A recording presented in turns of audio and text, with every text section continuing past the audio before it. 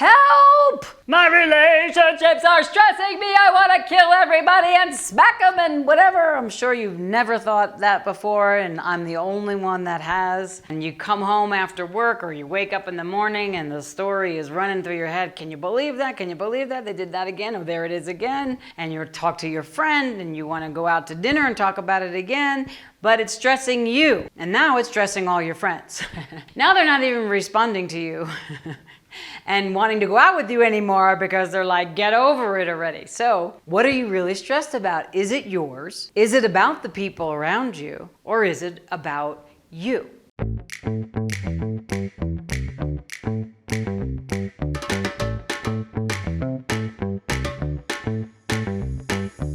Now this is where most people would rather say, of course it's about everybody else around me. Generally, if you're bothered by something, here's the deal. There's either a lie there. There either is a lie there and you just don't know what it is because who really wants to pay attention to lies, right? Two, likely there's something within you that you have to say or do different and you're not doing it and you're not saying it. Or three, you need to do a deep dive in yourself and ask yourself questions. What do I love about being in stress-filled relationships all the time?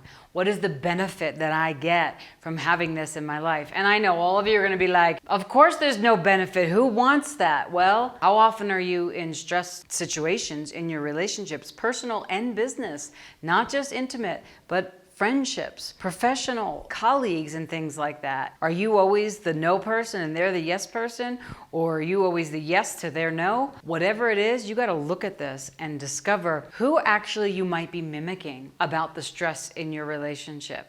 Yes, I said, who are you mimicking? Are you being your mother? Are you being your father? Are you being a sibling or an aunt or an uncle or a teacher that criticized you or praised you or something like that? And maybe you have such high expectations of people that it stresses you out that, you know, they don't put a coaster under their cup when they're at your house and put your, on your table or something like that. I don't know what it is for you, but that internal stress, if it bothers you so much, I'm guaranteeing that it's probably something unconscious from your past coming up. I call it the universal crunch to say, hey, take a look at me.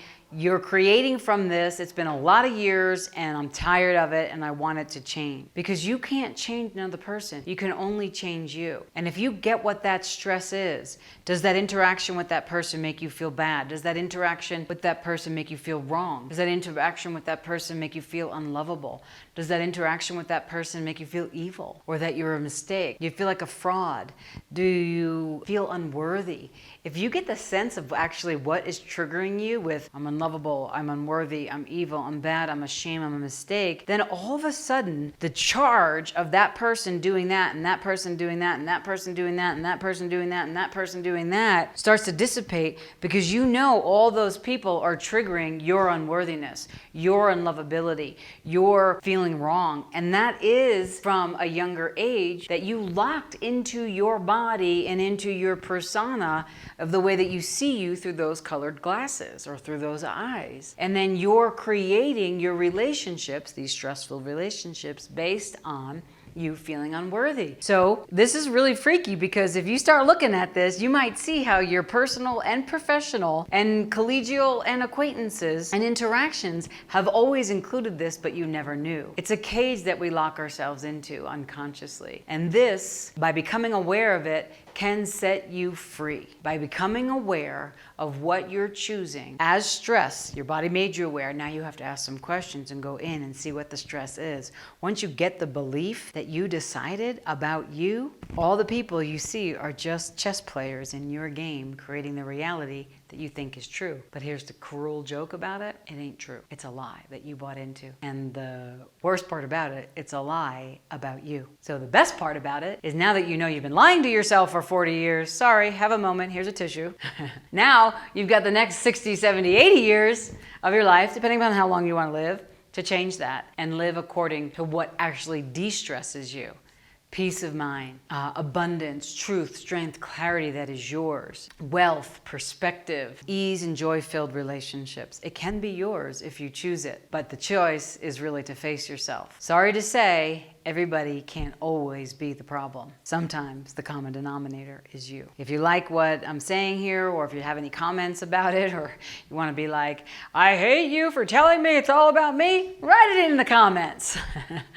Like the page. I'd love to know what you think. Share it with whoever it might be a contribution for, and hit the bell to get notified of a new video, or when I go live, or just the plethora of videos and talks that I'm doing here.